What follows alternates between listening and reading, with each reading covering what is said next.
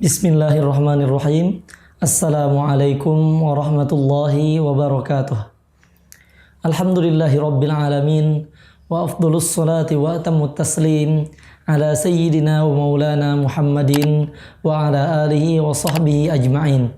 Allahumma allimna ma yanfa'una wanfa'na bima 'allamtana wa zidna ilman ya akramal akramin. Allahumma la sahla illa ma ja'altahu sahla wa anta taj'alul hazna idza syi'ta sahlan sahla. Rabbi yassir wa la tu'assir, Rabbi tammim bil khair. Alhamdulillah, para pecinta sinyal Islam Indonesia, kita masih bisa melanjutkan kajian kitab Bidayatul Hidayah karangan Imam Hujjatul Islam Abu Hamid Muhammad ibn Muhammad Al-Ghazali At-Tusi rahimahullahu ta'ala wa nafa'ana bihi wa bi'ulumihi fid daraini amin. Wa ammal farju, dan adapun al-farj, kemaluan. Ini kita masih melanjutkan 7 hal yang harus kita jaga, karena 7 hal ini adalah pintu-pintu kemaksiatan. Di antaranya mata, telinga, lidah, perut, dan sekarang kita sudah sampai kepada al-farju, kemaluan. Fahfadhu, maka jagalah al-farj an kulli ma harramallahu ta'ala, dari setiap apa-apa yang Allah Subhanahu wa taala haramkan. Wa kun kama qala Allah taala, dan jadilah seperti halnya yang ada dalam firman Allah Subhanahu wa taala, walladzina hum li furujihim hafizun illa ala azwajihim aw ma malakat aymanuhum fa innahum ghairu malumin. Dan mereka ini termasuk qad aflahal mu'minun, orang-orang mukmin yang beruntung. Di antaranya adalah mereka yang pada kemaluannya menjaga. Wala tasilu ila hifdzil farji illa bihifdzil aini anin nadhari. Nah, sekarang kunci untuk menjaga diri dari faraj, menjaga faraj kita, kemaluan kita, adalah dengan menjaga mata anin nadhar, dari melihat. Seperti halnya yang telah kita jelaskan, mata jika melihat dengan sembarangan maka dia akan turun ke yang berikutnya, ini berhubungan dengan faraj. Ada lagi wahifdzil qalbi anit tafakkuri, dan menjaga hati dari bertafakkur, membayangkan, mengingat, atau halu untuk sesuatu hal yang tidak baik. Apalagi yang harus diperhatikan, wahifdzil batni anis syubhati wa anis syib'i, dan menjaga perut dari satu hal yang syubhat, apalagi tentu yang haram, dan juga dari rasa kenyang. Jadi inilah pintu-pintu untuk menjaga faraj kita, kemaluan kita. Maka kita harus menjaga mata, pandangan kita jaga, kemudian hati kita juga kita jaga, kemudian perut jangan sampai terlalu kenyang, apalagi kita memakan yang syubhat atau yang haram. Fa inna hadhihi muharrikatun lisyahwati wa magharisuha. Maka sungguhnya perkara-perkara ini, mata, hati, dan perut, ini sebagai penggerak untuk syahwat dan yang menumbuhkan syahwat. Terkadang dengan orang melihat, dengan pandangan inilah tumbuh syahwat. Dengan pandang atau dengan berpikirnya seorang tumbuh syahwat. Atau karena kenyang itu jadi ada syahwat. Yang kemudian di antara yang 7 ditambahkan lagi wa ammal yadani, dan adapun kedua tangan, fahfadhuma an tadriba bihima musliman, dijaga tangan ini agar jangan sampai memukul dengan kedua tangan ini satu orang muslim pun. Jadi jangan sampai memukul satu pun orang dari muslim. Sebetulnya ini muslim ataupun sebetulnya baik orang atau binatang, sebetulnya ketika tidak pada haknya. Maka kita jaga jangan sampai memukul atau berbuat yang tidak pada haknya tangan ini. Au tatanawala bihima malan haraman, atau tangan ini mengambil sesuatu yang haram. Au tu'dzi bihima ahadan minal khalqi, atau menyakiti seorang pun dari ciptaan Allah Subhanahu wa taala, dari makhluk Allah Subhanahu wa taala. Au takhunu bihima fi amanatin aw wadi'atin, atau berkhianat tangan ini dengan satu amanah orang atau dengan titipan orang sehingga tidak menyampaikan amanah, tidak menyampaikan titipan dengan baik. Au taktubu fahfadhuma au taktuba bihima, atau kamu menulis dengan kedua tangan itu ma la yajuzu an-nutqu bihi, apa-apa yang tidak boleh diucapkan. Fa innal qalama ahadul lisanain, maka sesungguhnya qalam itu tulisan, atau di sini memang qalam itu pulpen ya, tapi yang dimaksud dengan di sini adalah tulisan itu sama saja dengan ucapan.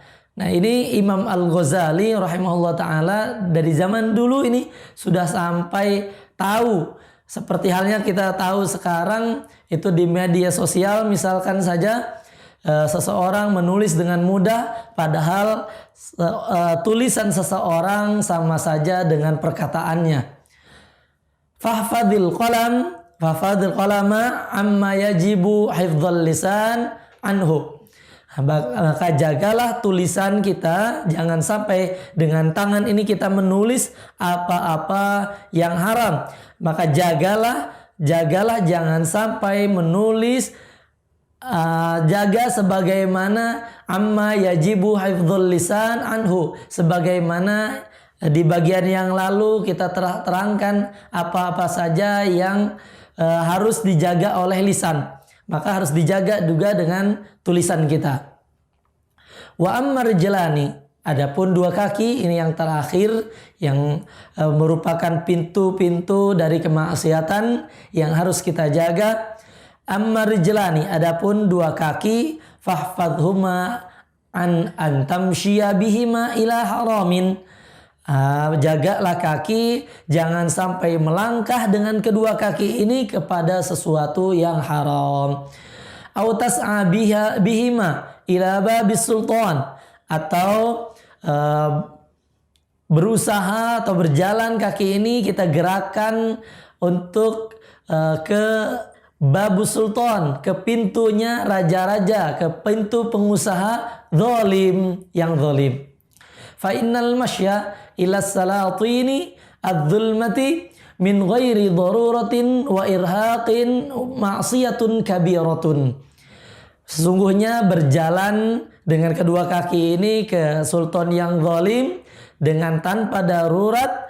Kalau ketika darurat tentu hal yang berbeda.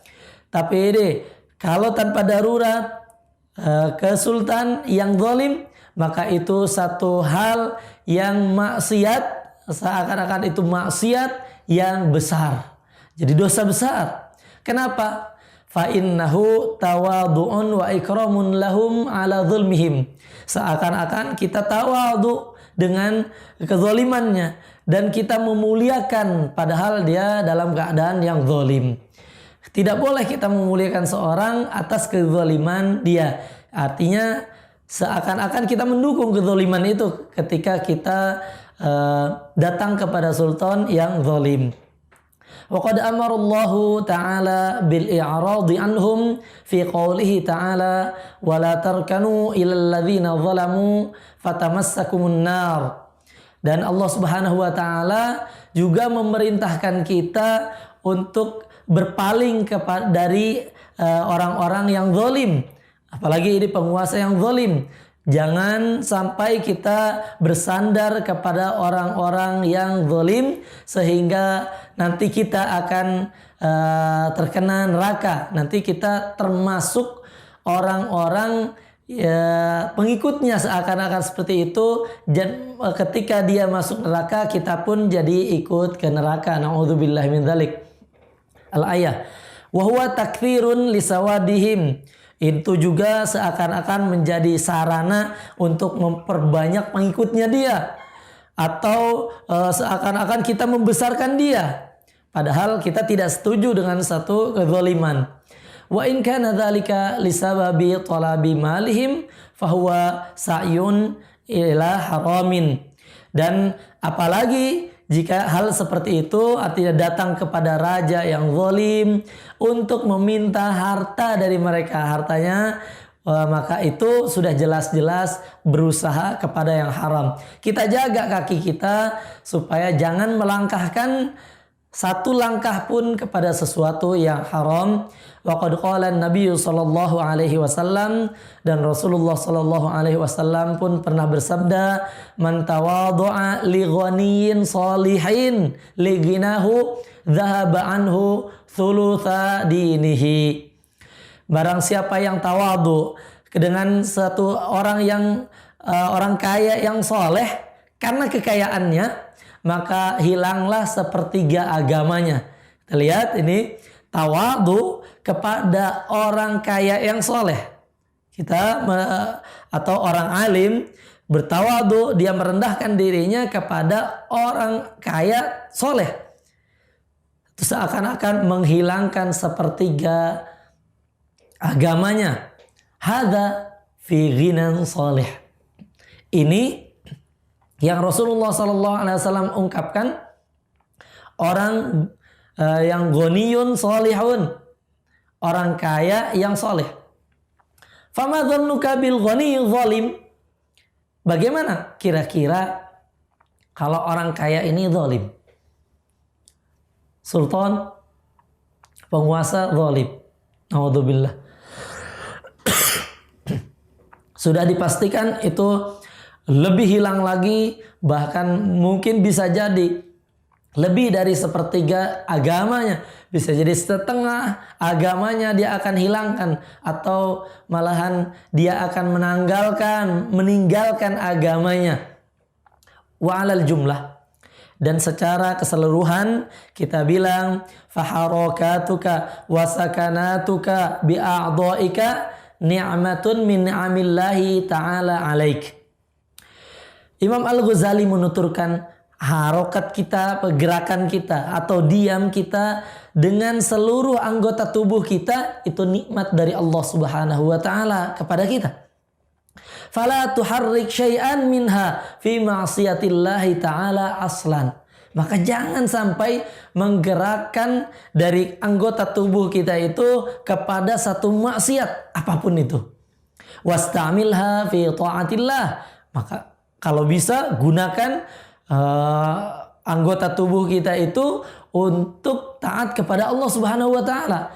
Wa'lam annaka in qasarta fa 'alaika wabaluhu wa in syammarta fa ilaika ta'udu thamaratuhu.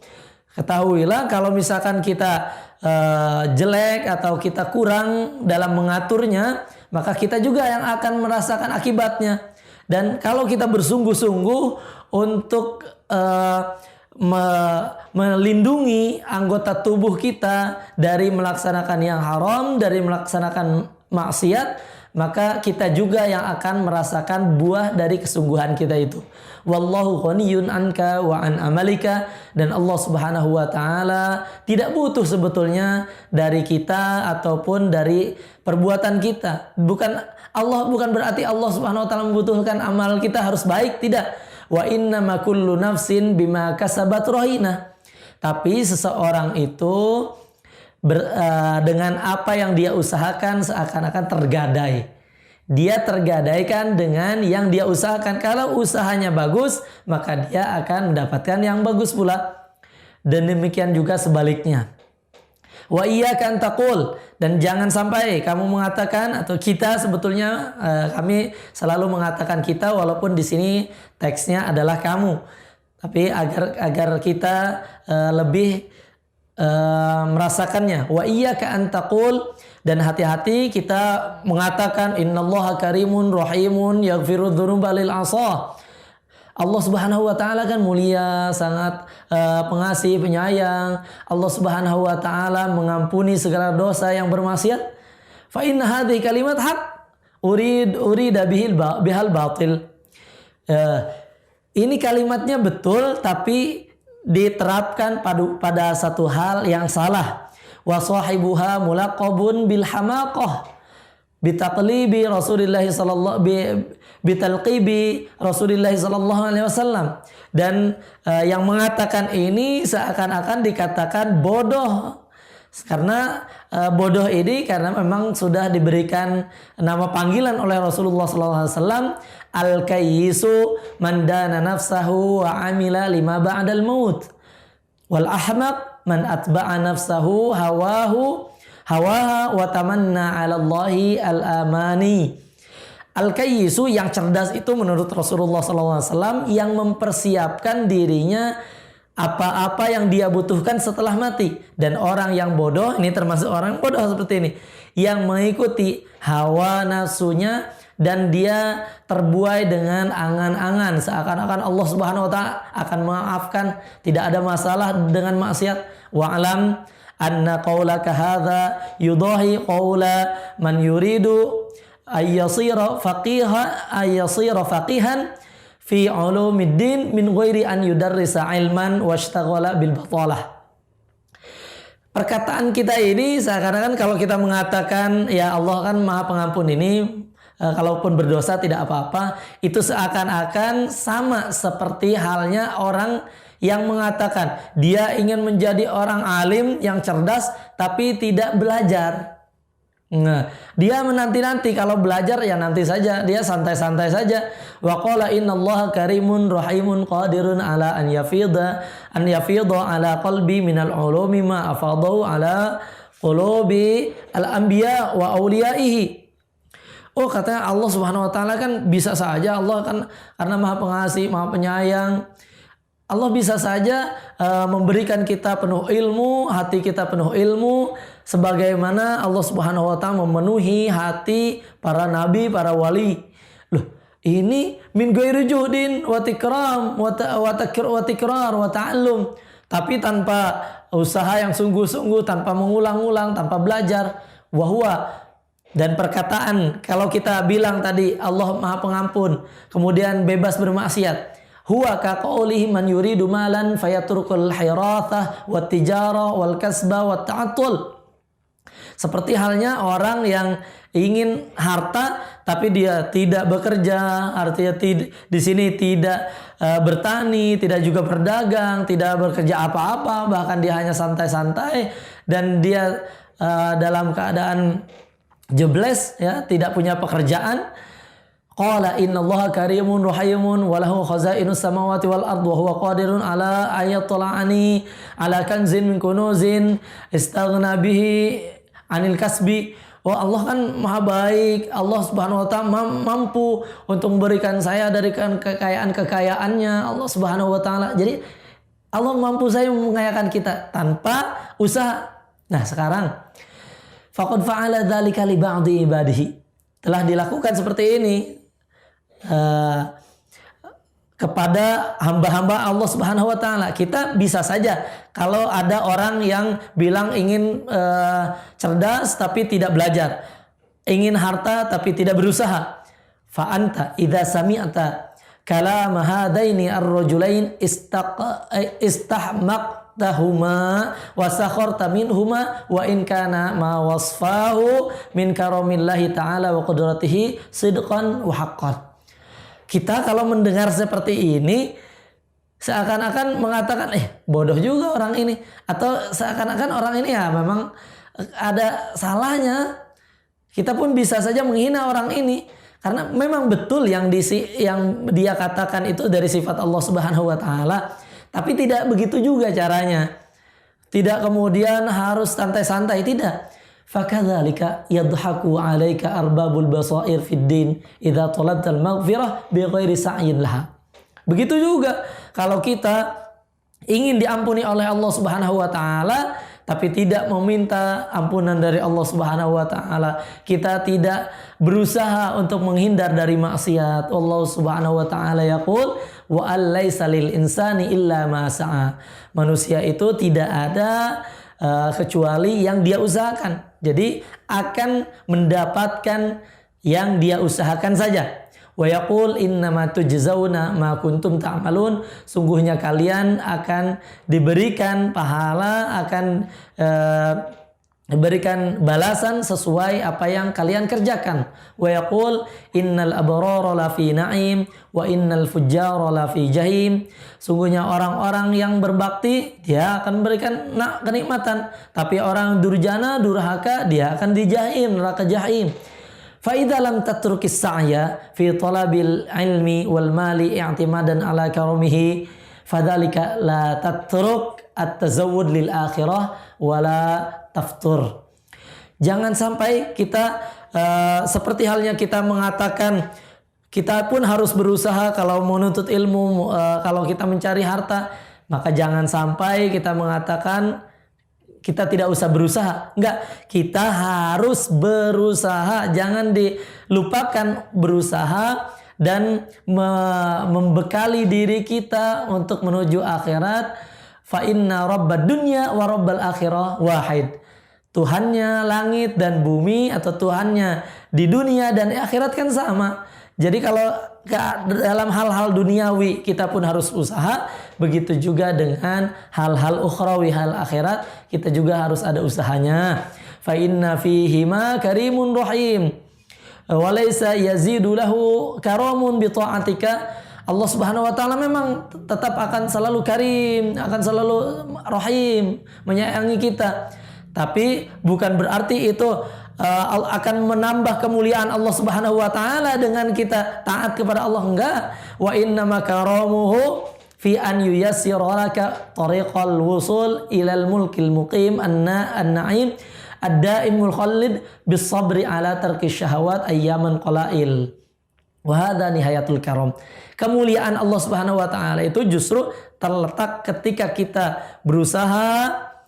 Akhirnya dengan itu Allah Subhanahu wa taala mudahkan jalan kita untuk menuju akhirat, menuju surganya Allah Subhanahu wa taala. Kita sabar dengan di dunia yang sebentar saja dan kita akan menikmati akhirat yang kekal abadi. Itulah kemuliaan Allah Subhanahu wa taala.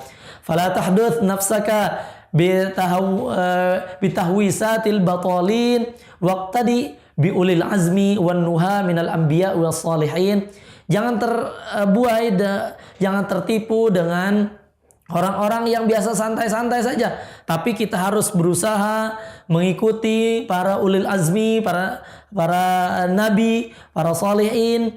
Dan jangan wala tatma fi an tahsida ma lam tazra. Jangan sampai kita akan berharap sesuatu hasil yang belum kita tanam.